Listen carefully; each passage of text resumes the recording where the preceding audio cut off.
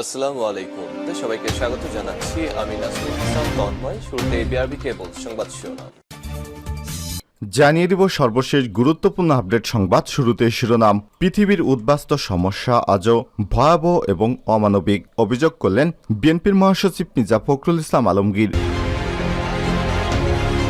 এরপর জানিয়ে দিব সেন্ট মার্টিন ইস্যুতে সরকারের বক্তব্য না থাকায় দেশবাসী গভীর উদ্বিগ্ন, অভিযোগ করেছেন ইসলামী আন্দোলন বাংলাদেশের মহাসচিব প্রিন্সিপাল হাফেজ মাওলানা মোহাম্মদ ইউনুস আহমেদ। এদিকে 2 মেয়র প্রার্থীর সমর্থকদের মধ্যে ভয়াবহ সংঘর্ষ, আহত 10। জানিয়ে দিব প্রেমিকা নিয়ে দ্বন্দ্বে বিশেষজ্ঞ হারালেন 2 বন্ধু। গাইবান্ধার সাগাটায় এক প্রেমিকা নিয়ে দ্বন্দ্বের জেরে 2 বন্ধু তাদের পুরুষঙ্গ হারিয়েছেন বলে অভিযোগ উঠেছে। গত রাতে এই দুর্ঘটনা ঘটে।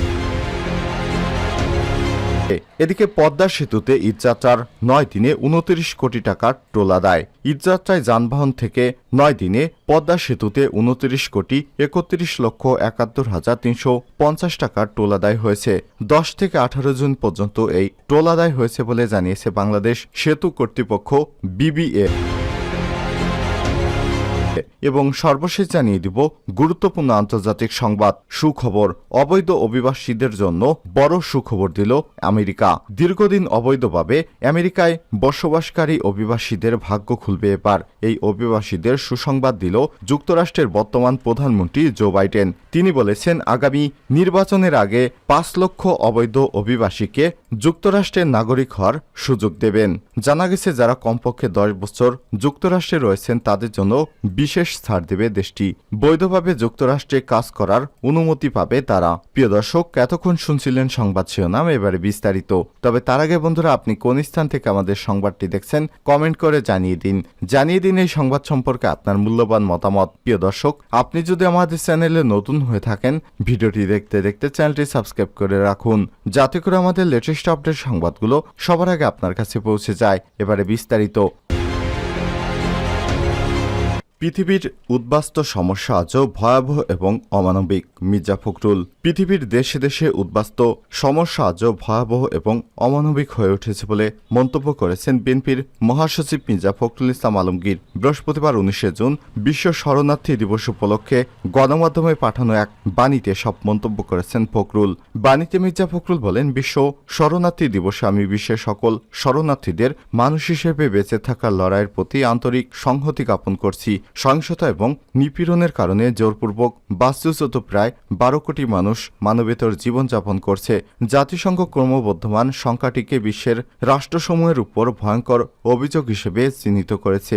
বিশ্বব্যাপী জোরপূর্বক বাস্তুচ্যুতি আবার পূর্বের সকল রেকর্ড ভেঙে দিয়েছে। পৃথিবীর দেশে দেশে উদ্বাস্তু সমস্যা আজও ভয়াবহ এবং অমানবিক। বিশ্ব নাগরিকদের সহজাত কিছু অধিকার রয়েছে, যেমন মানুষ হিসেবে বেঁচে থাকার জন্য আশ্রয় প্রশ্রয়, নিরাপত্তা এবং এক স্থান থেকে অন্য স্থানে স্বাধীনতা সহ মানবিক মর্যাদা। বর্তমান সময়ে বিশ্বব্যাপী শরণার্থীদের সংখ্যা ক্রমবর্ধমানভাবে বৃদ্ধি পাচ্ছে, যা খুবই আতঙ্কজনক। শরণার্থীরাও বিভিন্ন দেশে ক্ষুধা এবং বেকারত্বের তাড়নায় অপরাধের সঙ্গে জড়িত থাকার কারণে স্থানীয় সংস্কৃতির জন্য হুমকি হয়ে পড়ায় নতুন নতুন সংকটের সৃষ্টি হচ্ছে। এ সময় তিনি বাংলাদেশে রোহিঙ্গা সমস্যার কথা উল্লেখ করেন। তিনি বলেন, এদের নাগরিক হিসেবে মর্যাদা দিয়ে নিজ দেশে প্রত্যাবাসনের জন্য মিয়ানমার সরকারকে বাধ্য করতে আন্তর্জাতিক সম্প্রদায়ের প্রতি আহ্বান জানাচ্ছি। সেন্ট মার্টিন ইস্যুতে সরকারের বক্তব্য না থাকায় দেশবাসী উদ্বিগ্ন। সেন্ট মার্টিনে গোলাগুলির ব্যাখ্যা দিতে না পারা সরকারের চরম ব্যর্থতা বলে মনে করছেন ইসলামী আন্দোলন বাংলাদেশের মহাসচিব প্রিন্সিপাল হাফেজ মাওলানা ইউনুস আহমেদ এবং যুগ্ম মহাসচিব মাওলানা গাজী আতাউর রহমান। মঙ্গলবার 18 জুন এক বিবৃতিতে নেতৃত্বদ্বয় বলেন, সরকার একটি বিবৃতি দিয়ে সেন্ট মার্টিনের প্রকৃত ঘটনা আন্তর্জাতিক সম্প্রদায়ের কাছে তুলে ধরতে পারেনি। টেকনাফ থেকে সেন্ট মার্টিন যেতে যেভাবে গোলাগুলি করা হচ্ছে তা বাংলাদেশের স্বাধীনতা এবং সার্বভৌমত্বের উপর চরম হুমকি। এ সময় তারা বলেন, সেন্ট মার্টিন দ্বীপ থেকে সাগরে দেখা যাচ্ছে মিয়ানমারে বড় বড় যুদ্ধজাহাজ। একটি ভিন্ন দেশ থেকে আমাদের আন্তর্জাতিক স্বীকৃত সমুদ্র সীমানার যে পথে, ওই পথে বাংলাদেশের জাহাজ যাতায়াত করতে পারছে না, সেখানে গোলাগুলি করে বন্ধ করে দেয়া হচ্ছে। অথচ সরকার এখন পর্যন্ত একটি সিরিয়াস স্টেটমেন্ট পর্যন্ত আন্তর্জাতিক সম্প্রদায়ের কাছে তুলে ধরতে পারেনি। এটি আমাদের দেশের দুর্বল পররাষ্ট্র নীতির একটি ফসল। আসল। ইসলাম আন্দোলনের শীর্ষ নেতৃত্বদ্বয় আরও বলেন, এই সরকারের প্রতি জনগণের আস্থার জায়গাটুকু পর্যন্ত সরকার ধরে রাখতে পারছে না। দেশপ্রেমিক জনগণ সরকারের কাছে আশা করে তাদের সার্বভৌমত্ব রক্ষা করবে, স্বাধীন বাংলাদেশের অস্তিত্ব রক্ষা করবে, কিন্তু সেখানে মিয়ানমার ইস্যুতে কোনো রকম কথাই বলতে পারছে না নতজানু সরকার।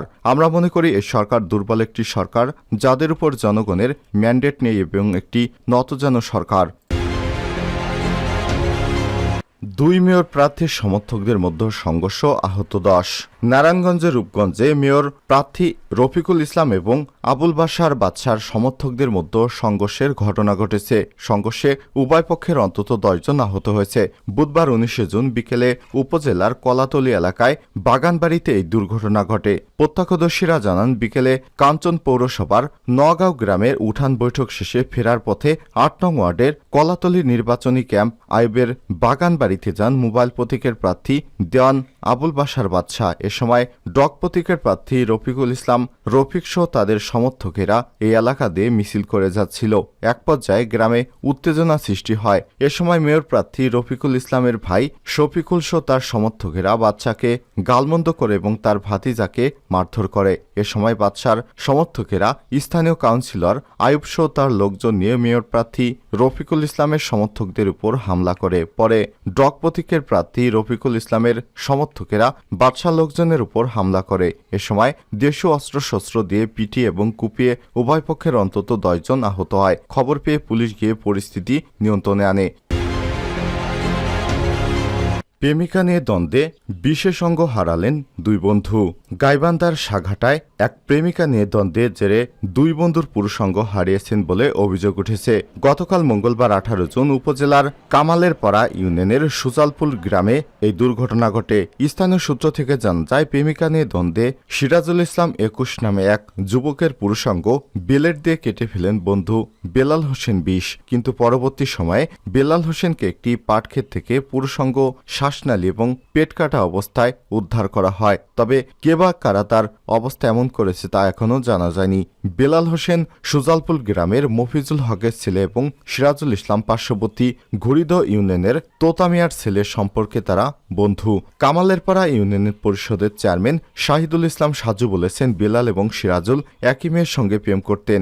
বেলাল বিষয়টি জানার পর ঈদের দিন বন্ধু সিরাজুলকে তার বাড়িতে দাওয়াত করে। পরে সিরাজুল এলে কৌশলে তার পুরুষাঙ্গ বেলেট দিয়ে কেটে ফেলে। এ সময় সিরাজুলের চিৎকারে আশেপাশে লোকজন এসে রক্তাক্ত অবস্থায় উদ্ধার করে সাঘাটা উপজেলা স্বাস্থ্য কমপ্লেক্সে ভর্তি করে। এ সময় তিনি আরও বলেন, ঘটনার পর বেলাল বাড়ি থেকে পালিয়ে যায়। একই দিন বিকেলে কামালেরপাড়া ইউনিয়নের একটি পাটক্ষেত থেকে বেলালকে শ্বাসনালী, পেট এবং পুরুষাঙ্গ কাটা অবস্থায় পড়ে থাকতে দেখে স্থানীয়রা। তবে এর পেছনে কারা জড়িত তা এখনও জানা যায়নি। এরপর তাকে উদ্ধার করে স্থানীয় একটি হাসপাতালে ভর্তি করা হয়। বর্তমানে তারা দুইজন বগুড়া শহীদ জিয়াউর রহমান মেডিকেল কলেজ হাসপাতালে চিকিৎসাধীন অবস্থায় রয়েছেন। সাঘাটা থানার ওসি মমতাজুল হক বলেন, খবর পেয়ে ঘটনাস্থল পরিদর্শন করেছি। বিষয়টি রহস্যজনক। তাদের মধ্যে প্রেমিকা নিয়ে দ্বন্দ্ব ছাড়াও সমকামিতা থাকতে পারে। এই ঘটনায় তদন্ত চলছে। তদন্ত শেষে প্রয়োজনীয় আইনি ব্যবস্থা গ্রহণ করা হবে। পদ্মা সেতুতে ঈদযাত্রার 9 দিনে 29 কোটি টাকার টোল আদায়। ঈদযাত্রা যানবাহন থেকে 9 দিনে পদ্মা সেতুতে 29 কোটি টাকা 31,71,350 টাকা টোল আদায় হয়েছে। 10 থেকে 18 জুন পর্যন্ত এই টোল আদায় হয়েছে বলে জানিয়েছে বাংলাদেশ সেতু কর্তৃপক্ষ বিবিএ।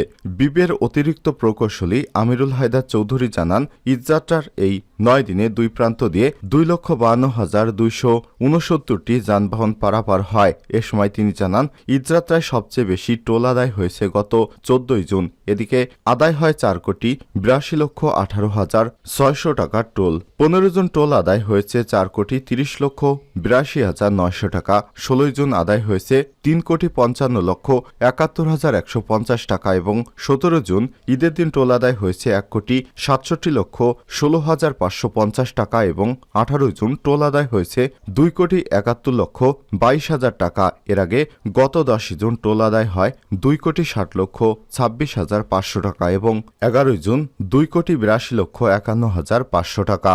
একই সময় জাজিরা প্রান্ত দিয়ে টোল আদায় হয়েছে 13,75,81,560 টাকা।